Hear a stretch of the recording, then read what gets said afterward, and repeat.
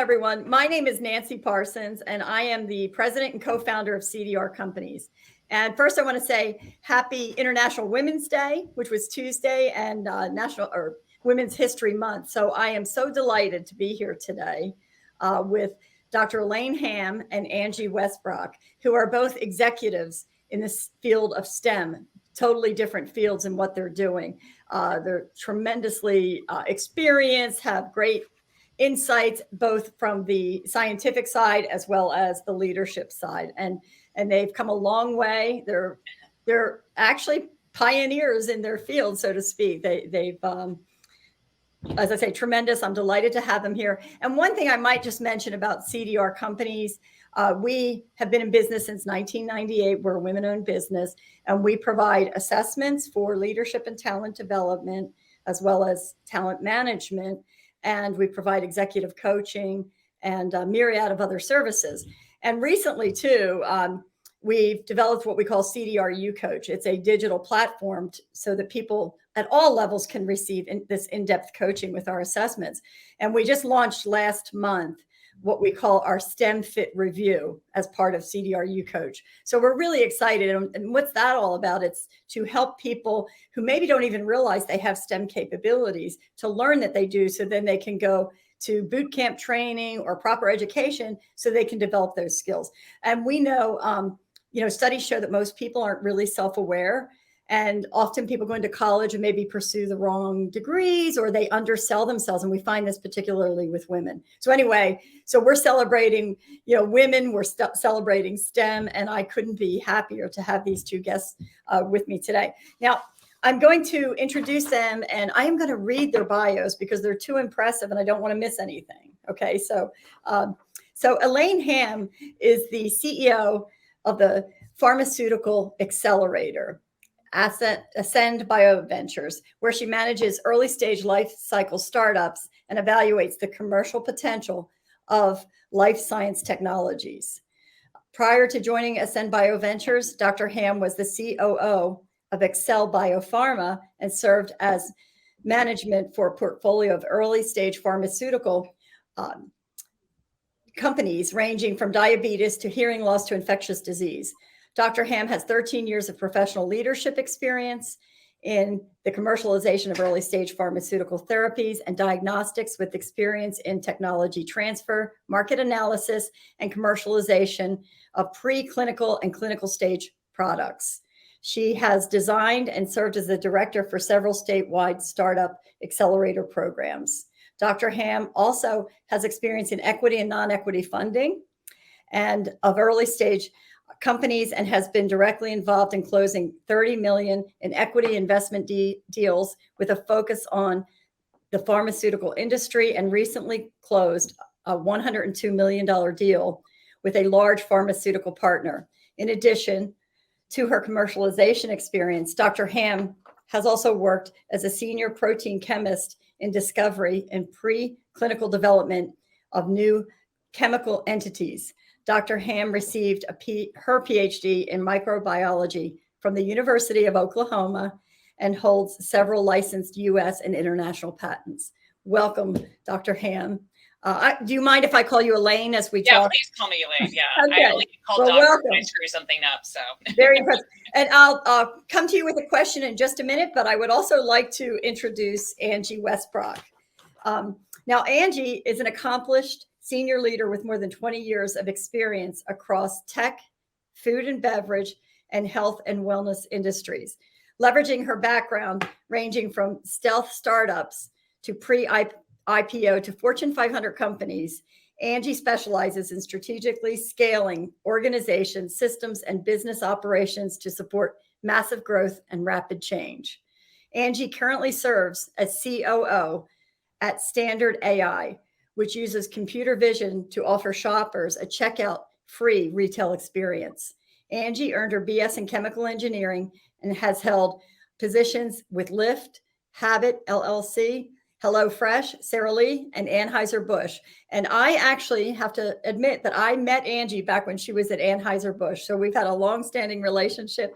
Welcome, Angie. So delighted to have you here. Thank you. Yes, I think we're almost 20 years now. Nancy. I know. I know. That's pretty amazing. So, and Elaine, I probably met you about what, 7 or 8 years ago now? Yeah, sounds about right. Yeah. Yeah, right. So 2 fabulous women, and again in STEM. So just wonderful. And what I'm hoping too, as the audience, and particularly women, watch or listen to this, that I know you'll inspire them and give them ideas. So that's enough of me talking. Now that I've given bios, though, Elaine, why don't you tell us a little bit more about yourself? What kind of brought you into the type of work that you do, and maybe a little bit more about your company too. Yeah, no, great. So, I mean, I wish I could say I've always wanted to be a scientist and that I was always meant to be a scientist, but I 100% was not. I mean, I was a music major in college, speaking of different kinds of majors, I was a piano performance major at first. So I definitely did not plan to be a scientist, and I certainly did not plan to be an entrepreneur, which we can talk about later, why I think it's pretty funny to call myself an entrepreneur. But yeah, I think I've always been curious. I've always loved problem solving. I'm just inherently logic driven. So I think I'm kind of always destined to be a scientist. I just didn't really know what was out there. So weirdly enough, the movie Outbreak, which is not a great science movie, but that was the first time I saw scientists outside of a lab and doing things beyond just sort of wearing a lab coat in a laboratory, which seemed just kind of boring to me. Right. So it was really like, oh, there's other types of science out there. And I think if I had always sort of just relied on my test scores, and if I just only known chemistry, I probably would have never gone into science. So I took the time to kind of figure out if there is a science out there for me. So well, great.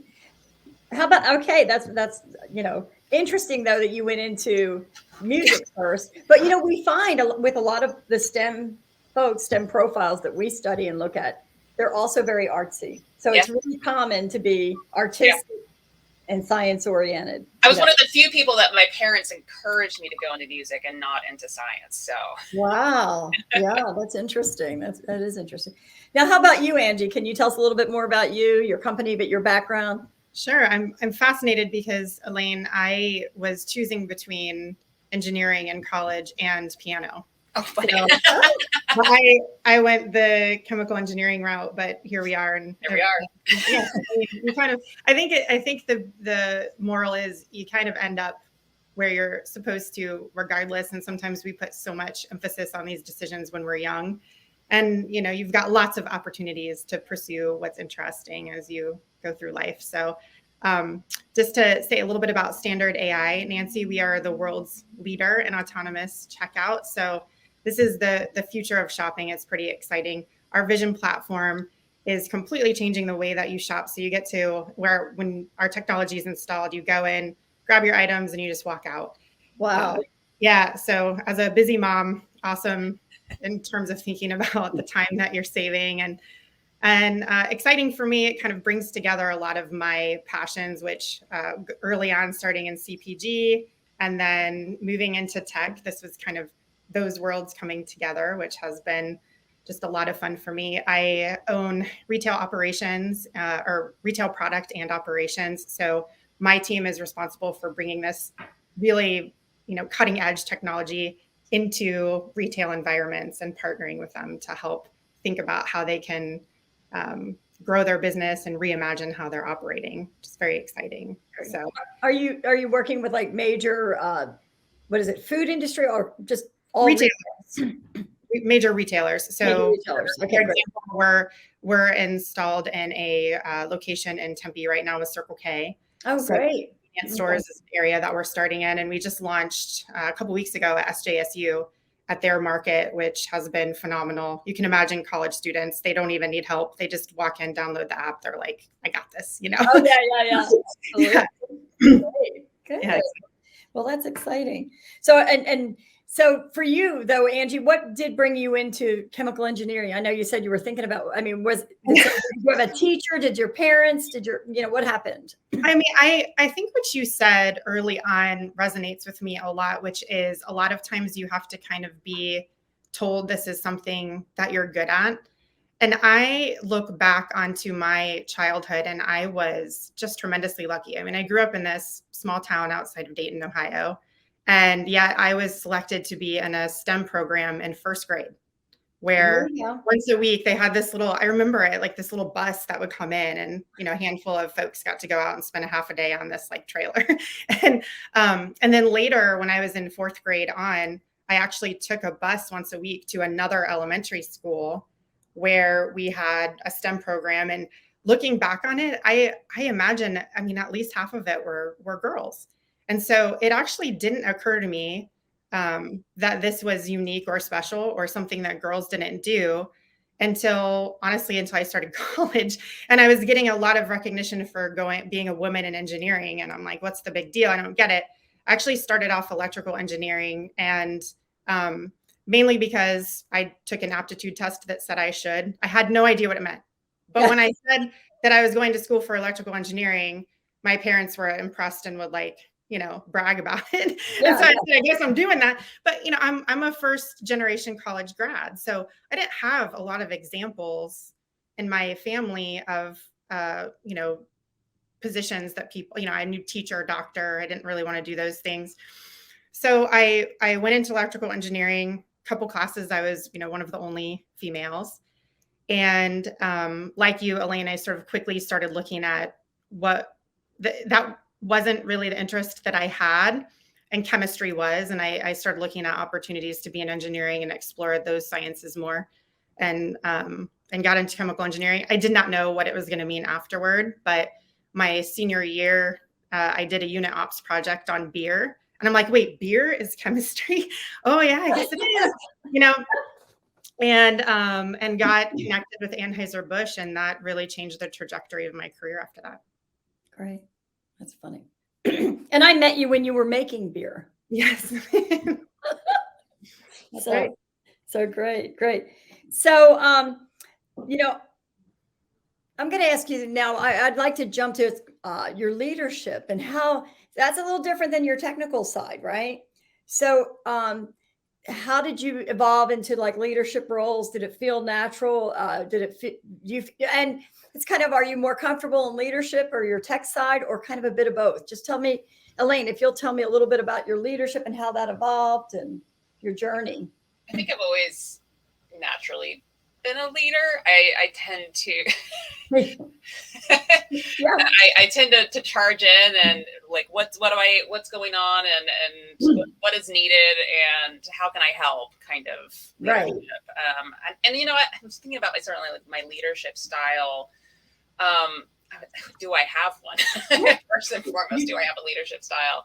And I think I do, in the sense that it's a flexible leadership style where, because every portfolio company is very different.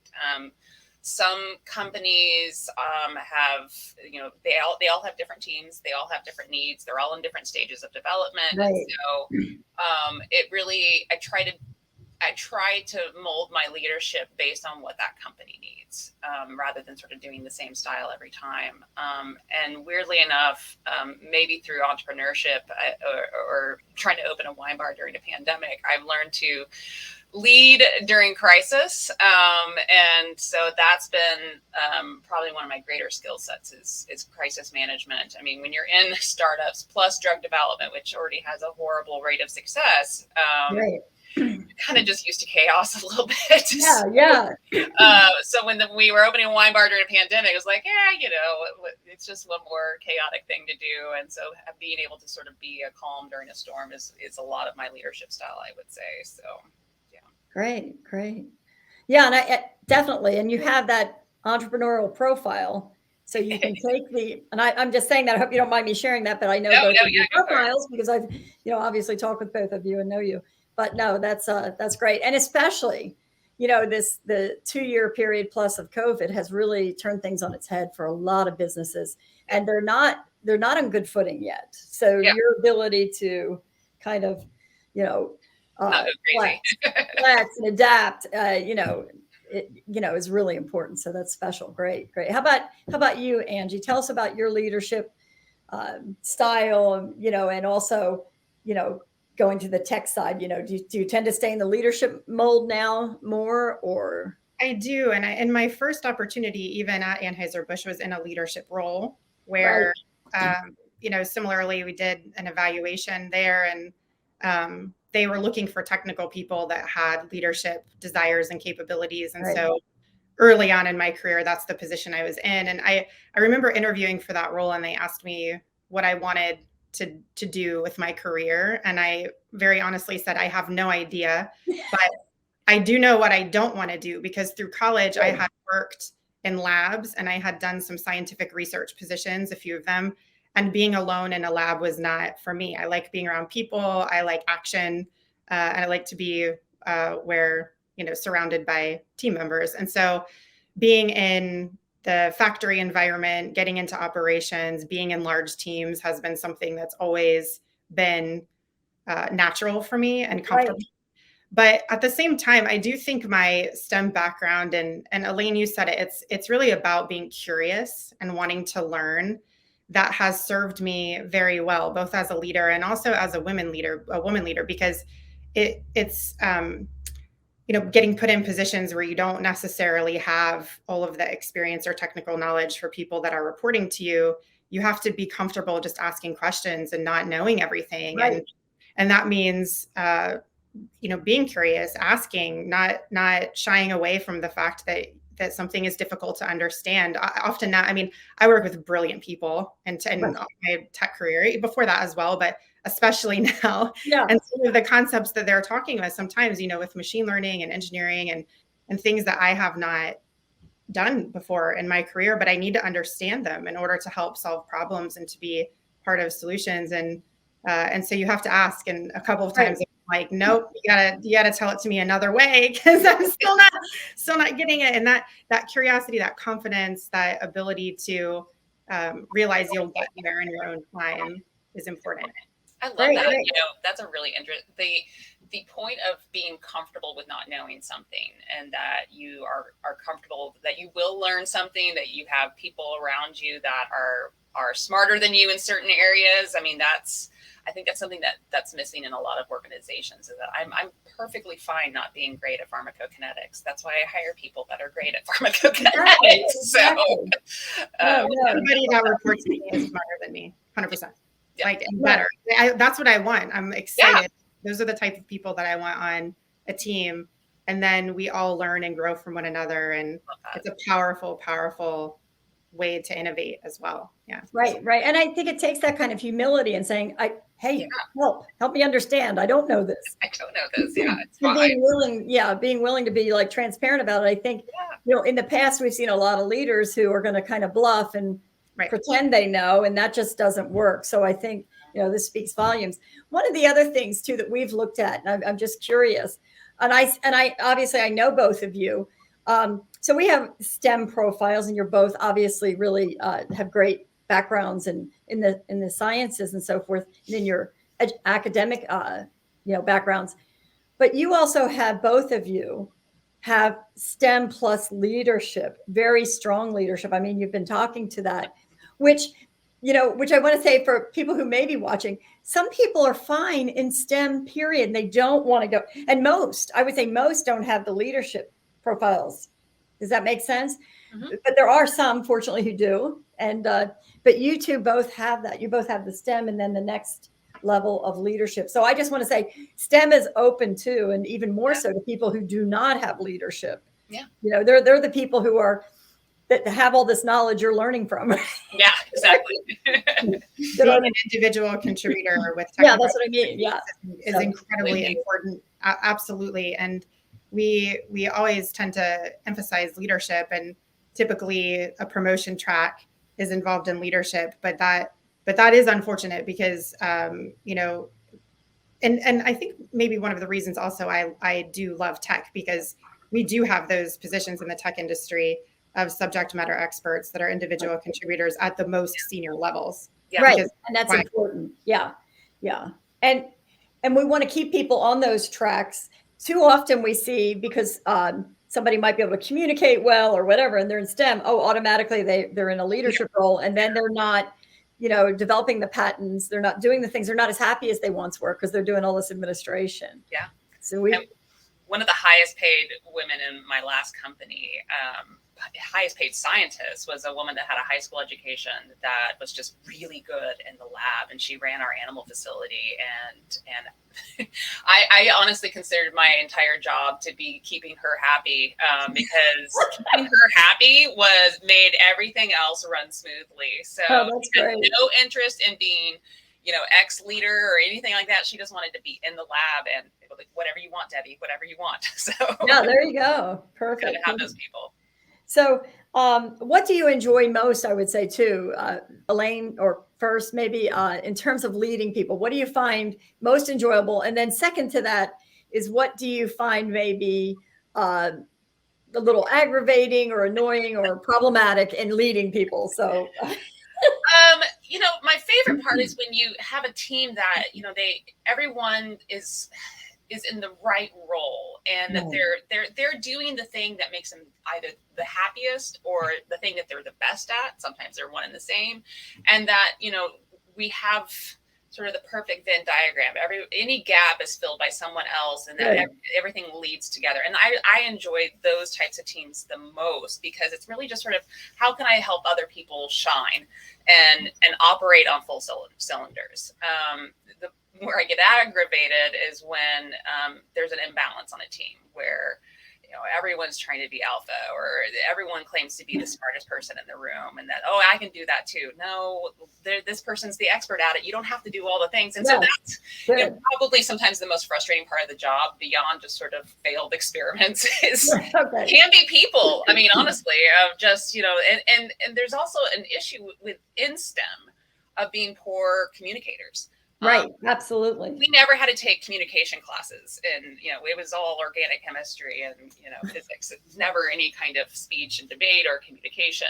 And so I think that's a big problem, because the lack of communication skills can be really, really challenging. And some of the, what we call soft skills, which I honestly think are the hardest skills, aren't really taught to scientists. And a lot of times scientists they don't always play well with each other, because a lot of people that go into science also like to be in the lab by themselves and not interact with people. Exactly. And as an introvert, I get it. I totally do. But, when you have to bring them into a team, it can be really challenging. So Right. Absolutely. Yeah, I agree with that. How about you, Angie? So what do you enjoy most? And then what do you find frustrating or annoying as a leader? I mean, I always say I was never in sports or anything. So I imagine, though, that's what it feels like, is I really like winning as a team. Right. And winning might be hitting that OKR, or, installing the next store on time, or, whatever that metric is, whatever that goalpost that you set for yourself. I love doing that together and having that sense of like, we did this, Right. And I think that's why I've always loved being part of large teams. The pandemic was hard on me, being in an office alone, and we're a completely work from home environment. But now that things are starting to open back up, we can see each other, which is an important part of just like that camaraderie and being close with one another. So that's always been what I love. I really enjoy just seeing people come into their own, kind of similar to what you said, Elaine. And I really enjoy building teams that are complementary to one another. I strongly believe in giving people stretch roles. I think you can learn anything. Right. And I like building diverse teams that challenge one another. And I think that's incredible. The hard part of being a people leader sometimes is that there are challenges, and sometimes people aren't performing, and it's not all winning. And those times can be tough, and when you're the leader, you're the one that's kind of making the tough calls. I've had to be involved in layoffs previously in my career, which are just devastating, had to have tough conversations with people around performance.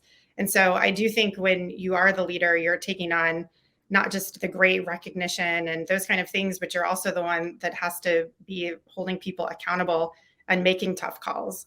And that is all, to me, part of the role and the responsibility that I lean into. But it can be very challenging. Oh yeah. No, I agree. In my former life, I used to be an HR director. So I remember all of those times. I remember one time terminating a man in Oklahoma, and he was a wonderful man, but he had several rehabs for alcohol abuse, and he was driving a company truck. So we had to let him go. But he was so loved by everyone. It was all I could do to not cry when we had to terminate him. It was just one of those sad, and but anyway, so it is tough. And then there's other cases too. So, I'm going to jump to just to help the audience understand too, that actually both of you at one point or another years ago had coaching feedback with yours truly. So with our assessments now, you may not remember that. I do. And I actually, as I said, I still have your data, but no, nonetheless, I just want to ask you, is there anything from that experience that, was a nugget that has stayed with you, or what helped you the most? Just kind of to say, did it help you with your self-awareness? Just, and you can be honest. I've got hankies right here in case. No, I'm just kidding. I'm only, Elaine, you might. Yeah, it's funny. I remember my profile being very risk adverse, and you were at first a little confused as to why I was in startups and drug development. But you said something that has stuck with me, which was my creative side and my curiosity. Right. You're like, that all makes sense of why you're an entrepreneur. And I hadn't really ever thought about it. And I am risk adverse. And probably if you'd asked me then, I would have probably said that I was more of an entrepreneur than an entrepreneur. I sort of just kind of landed in it. And weirdly enough, my entire career has been around startups. And then I finally made the leap into one. And the creative piece was really interesting. And there was advice that you gave me about how my current job at that time, I was not really stimulating the creative side. It was very budgets and experiments, and that's the job, and I love that piece of it. But my creative side wasn't really being nurtured, and that it was a really important part of who I was as a person. And so you had said something about that, and that really stuck with me. And I started to really refocus my creative side outside of the job. I took up the piano again, and I have a lot of other sort of creative hobbies that I've curated since then. And it also sort of changed my perception of self-care. I mean, everyone sort of thinks of self-care like, oh, bubble baths and manicures. Like self-care is so much more. I mean, it's exactly allowing, all different sides of you to come out, and nurturing that, and making sure that you're cheesy, but your soul is being fed. And that having that outside of the job really actually ended up bleeding back into the job, to be honest. Good. Like, how do I solve these problems a little bit more creatively? And yeah, that was a big takeaway for me, for sure. So. Oh, great. Well, thank you. How about you, Angie? I do like manicures and bubble baths too. 100%. Yeah. Nothing wrong with that. Not that I give them often, but so Nancy, I can honestly say when I took that evaluation, it was not just the evaluation, it was the fact that we did it as a team, and we looked at our profiles. Oh yeah. With one another. That was such an unlock for me, and has stuck with me so deeply, and how I think about building teams. Because what I was observing at the time, this was really interesting, was I had a distributed team of GMs. And when we were all together in the same room, I noticed some sort of bad trends about the way that decisions were being made, and I couldn't put my finger on it. And when I started thinking about the way that you talk about complementing teams, and how that diversity of thought is really important in the way that you build, especially leadership teams, because if you all think the same, you are only going to self-validate, your own ideas. Right. So it's a big problem for stifling innovation, and also just evolving yourself and continuing to challenge yourself. And so there was a couple of things that were aha moments for me, where I said, wow, because we're hiring this distributed team of GMs, we looked for this very specific profile, and they were all quite similar to one another. So when you put us all in the same room, it wasn't necessarily the best, group. And I started thinking about how we really needed to bring diversity among that team and all kinds of diversity, both in the traditional sense and also in experience and those kind of who's risky, who's not. I had someone that I naturally would go to and call and say like, okay, this is what I'm thinking. What do you think? And he'd always be like, yes, go for it. Right. And when we did our profiles were exactly the same. And I was like, so I'm basically just calling the person who I always know is going to tell me to go for it. And really, I need to call this other person who's like scared, right? Right, so right. My go-to call became a different person if I knew instinctively that I was doing something a little risky. And when he said, yeah, I think it makes sense. Maybe we slow down and do it on this pace, I would say yes. But then sometimes I'd still very close with that first person. And I'd be like, I know I'm calling you to self-validate, but I'm doing it anyway. So what do you think? Let's do it. You needed that. Yeah, that was kind of that awareness of, how you're behaving as a team together is so important. And now I have a couple of times where, especially in that inner leadership circle, and who are those people that are the ones you're including in decisions, knowing that you all bring a different perspective and can provide some tension to one another is super important. And so as an entrepreneur, we can, maybe other than Elaine, we're mostly pretty risky, and bold, think that's great that you get to play that role though, because you need that. You need sometimes you want bold and visionary, but you also need sometimes someone to say, let's pause for a second. Is this really what we want to do? And when you have leadership teams that can do that, communicate very well with each other. And your graph, Nancy, I still think about that when we were in a room and we looked at everybody's profile graphed against one another. And if it's all the same, you're going to have some problems in the way your company is performing, for sure. Right. And we have numbers that show that those homogeneous teams do not do well, unless you're just in one small group, an engineering group, which you would expect. But when you're having general management, as you say, GMs and so forth, there's got to be diversity of profiles, which brings in natural diversity. Right. So that's it's exciting. So no, that's great. Yeah. The coaching is wonderful. Don't get me wrong, the one-to-ones, but I love the team working with the teams, because you need to be self-aware first, obviously, but then to go to that next level and really understand what's causing, maybe communication breakdowns or people maybe not necessarily being forthcoming with what they really think. There's a lot of little dynamics that we don't really realize until we see the data. And you're both data people to go, oh my goodness. It's so true, Nancy. It helped me because once again, we did that as a team. One, it gave us some language to talk about things when we weren't aligning. And we say, it's not about just being self-aware. It's about being aware of others and kind of knowing some of those things. So you don't just go, oh, this person is being unreasonable, or, oh, this person is, not performing. You can say, wait a second, I'm noticing that one of your tendencies is to, delay a decision if you're stressed out or overanalyze. There was somebody that worked for me that you would never guess. I would have not known this about him, but he was an overanalyzer and would get paralyzed in making a decision if he was stressed out. Right. And knowing him, I would have never realized that. And we were a couple of decisions where they just kept getting delayed. And I was going, what's happening here? And after we went through your coaching together, it was this light bulb for me where I could, and in those moments I could say, hey, are you kind of recognizing this pattern of what you're doing? In other words, let's make a decision. Let's go. The 70% rule, make the call. Let's go. That's right.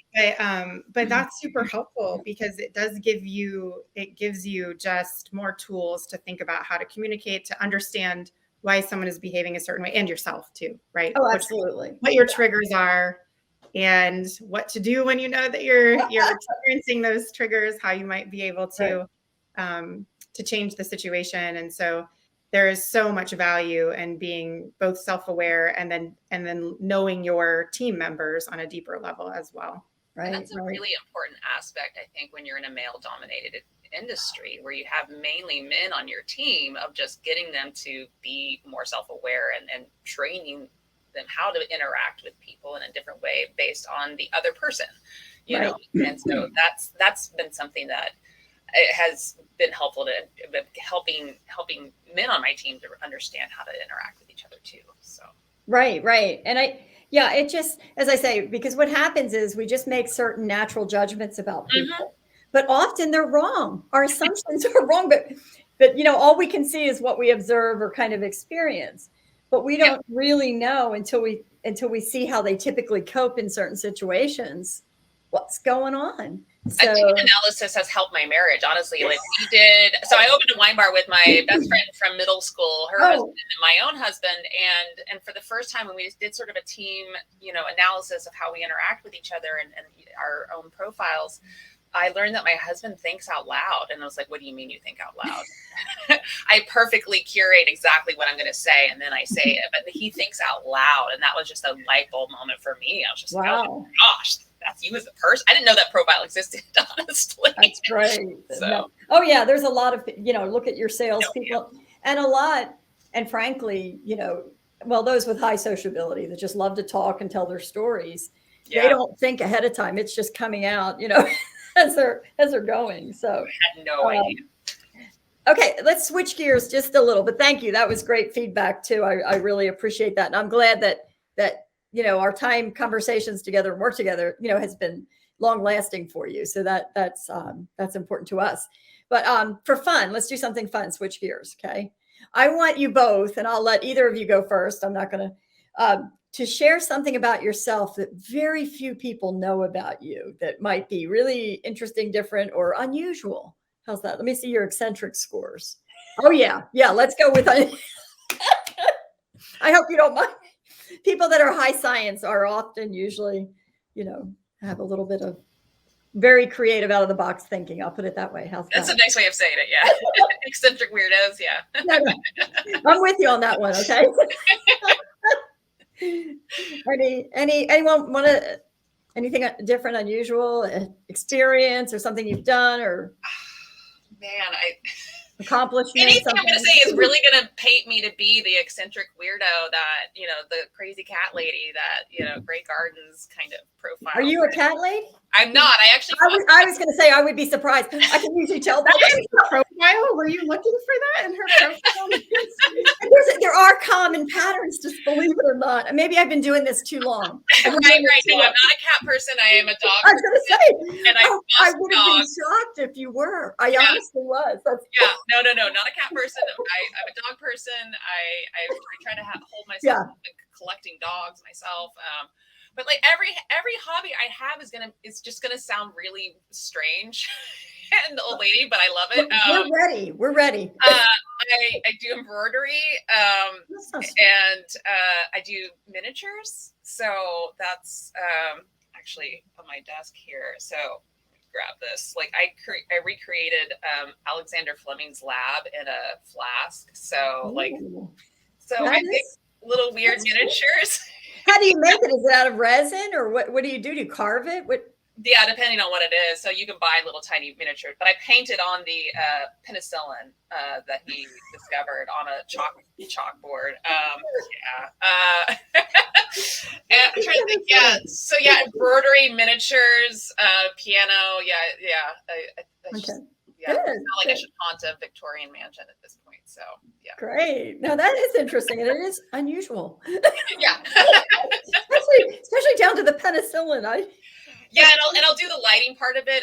My physics 2 class finally came into play where I can do the electronics side and actually create the lighting in the houses. So yeah. You need to show those on your Facebook or social media. That would be pretty interesting and fun. How about you, Angie? I don't know how to follow that, but only up. That's the when you're that. No, I am. I remember being surprised by seeing the high eccentric score, Nancy. But like in really hindsight, I don't mind being the center of attention or saying something that whatever in a call. So I guess it does hold true. And I think if I was to describe maybe the thing that's unexpected is that people often assume because I'm ambitious, an executive, I'm in tech, like all of these things, that I'm this really also type A personality at home. and I'm really not. Right. I am super laid back. My house is messy. Like I am very more traditional at home. I like cooking dinner. We have a van. Like I have a very like I prefer simple family time. So I think maybe that is the unexpected part is I do still feel very grounded and have a very like simple, lovely home life that I cherish. Great. Well, I'm gonna share one story if I could on when I first met Angie. Okay, because she has this also high interest in having fun and enjoying life. Uh-oh. I was invited, not by Angie, but by a family member to an Anheuser-Busch party of some sort outside. They were having like a barbecue and band or whatever. And I saw her on the stage singing karaoke. That was the first. Yeah. And you were very good. No, I'm a terrible singer. But I make up you for must it. have had enough beer, I guess, that you really sounded actually pretty good. No, if you have enough enthusiasm and passion, you can make anything look good. What's your go-to karaoke song then? I have really mostly Dixie Chicks. Yeah. Occasionally, I will bust out. Did I shave my legs for this? Yeah. Which is it's a fantastic song. Yeah. You have to go and listen to it. But so mostly country and 80s pop. Love it. Okay. Love it. Okay, great. So no, that was great. So let's see. We're starting to wind down on time. So what I'd like you to do is each provide some parting wisdom suggestions for especially women, college women, thinking about STEM or people maybe not even in STEM yet that might have that capability. What words of wisdom do you have? I would just say to not get discouraged and just because one science isn't a good fit for you or that you're not good at it or you absolutely hate it doesn't mean that you're not going to find a science that you are inherently good at or right. absolutely love. Like I said at the beginning, had I just gone by my test scores or gone by my chemistry class or my physics class, I would have never gone into science. Nothing about it said that I should be in science, but I don't think I had found the right science. And microbiology was just something that I just inherently understood and loved. And just, my major, GPA was a 4.0. My minor, which was chemistry, not so much, probably half that. But had I just gone by that, I would have quit and done something else. And I think perseverance is the biggest thing is that, and I had to take a lot of chemistry. That is the thing. I did have to take a ton of chemistry all the way up to graduate school. I had to take a lot of chemistry and I was not good at it and I hated it. But I knew it was only for a certain amount of time. Right. Yeah, you can do anything for a certain, certain amount of time. There's an end in sight. I'm not going to have to do chemistry forever. And so that was one thing. And then sort of just, taking the ego out of it. I remember being in a 6,000 level graduate chemistry class and not understanding it. And the only place I knew where to go to get help was the freshman chemistry tutoring lab. So I trotted my happy ass down to the freshman dorms and they were like, what level of class do you need tutoring with? I'm like, 65, 30. And they're like, no, that's not what this is for. And there was a guy in my class, in my chemistry class, he was like, yeah, I guess I'll help you. I was like, sure. And had I had an ego about it of like, no, I can do this on my own. I don't need anybody. I think that would have been problematic. But no, I'll go to the freshman dorm and get help on chemistry, whatever it takes. Like, right. And this is not forever. And perseverance is one of those things that has helped me in science, is one of the things that has helped me in startups of just, being able to make it through things and knowing that there's an end in sight and that maybe the end doesn't always look exactly what you think it's going to be, but you're going to be the better for it. So find your science, I think would be the thing. So. And perseverance. That's great. Thank you. That's really, really good. How about you, Angie? What words of wisdom can you share? I think those are great words of wisdom that really resonate with me too, Elaine. And I would just add to not limit your thinking for what you're experiencing right in that moment or what you're seeing kind of similarly. But I know I mentioned I started off in electrical engineering. It wasn't for me. I went to chemical engineering, and to be candid, I didn't like it either. And I couldn't afford, I was putting myself through school, so I couldn't afford to change majors. It wasn't an option. Yeah. And I'm so glad I couldn't, because what I learned is that the application of those skills that I learned, what you're learning in school is not necessarily what you do for a career. Exactly. So what I did, I remember we would do these like crazy derivations and like calculations and pumps and stuff. But like when I went into the brewery and a pump failed and it wasn't working, I'm like, nobody told me this part. Like, how do I just, how do I get this thing to work? What happens? And sitting down with the mechanics and taking it apart and learning how it works. So it was like, oh, this is cool, but this isn't kind of the beginning part. You get to go deeper. You sort of get to shape your path with what you learned. And so it doesn't necessarily have to be well-defined.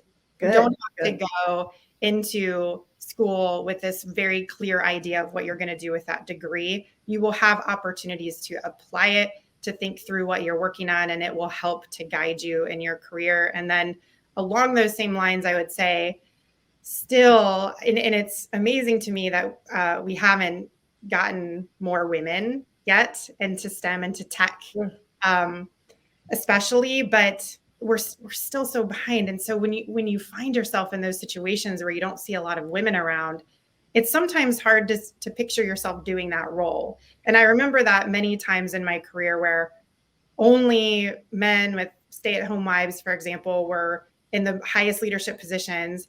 I knew I wanted a family, and that was important to me. And I thought, well, I can't do it. I'm going to have to stop. Well, no, you can do it. You just do it in a different way. And you can be very effective. And that is important, not just in that example, but as I mentioned before, when you're building teams, like not getting stuck in someone's past experience and having that define what they're capable of from yourself, from your team members, but really giving yourself that ability to think beyond what's right in front of you. And that has helped me many, many times in my career when there weren't always clear, pathways of which I wanted to go. But doing what I love and continuing to just say, I'm going to keep pushing forward and do it the way I want to do it has served me. Yeah. Great. One thing that I thought about too, as you both were speaking, is that there are a lot of young women, because I've coached many who were like in college and not sure of their major as a favor to, a customer or colleague. And over the years, everyone that I've coached, number one, was in not the best major for themselves. But girls in particular undersell themselves. They almost are afraid to go they're always going into liberal arts or business, and they could be an ideal STEM candidate. So what you're both saying is you don't have to have the full package going in, and you might struggle with a couple of the classes or don't have overwhelming expectations. Yeah. You can find your way. And I love too that you said there's so many different paths in sciences, right? Absolutely. But seriously, really great words of wisdom and insights. And I do think the other piece, and both of you have done this your entire careers, is perseverance, and adapting to whether it's family, whether you're starting a wine bar, I'm coming to that wine bar, Elaine. Yes, do. Yeah. So no, hats off. Great. Love talking with you. And this was just a wonderful mini reunion, and get to know each other during Women's History Month, and for us actually pushing a little more on STEM, because we, like you say, we need more women. We need more people of color and just younger folks to realize that their talent and gifts. All people, I'm just so that's exciting for us. But thank you so much. Really appreciate your time today. And like I said, I hope we can maybe revisit in a year, see what's going on. How does that sound? Sounds great. Yeah. Thank you so much. Thank you. Take care. Nice to meet you. Bye.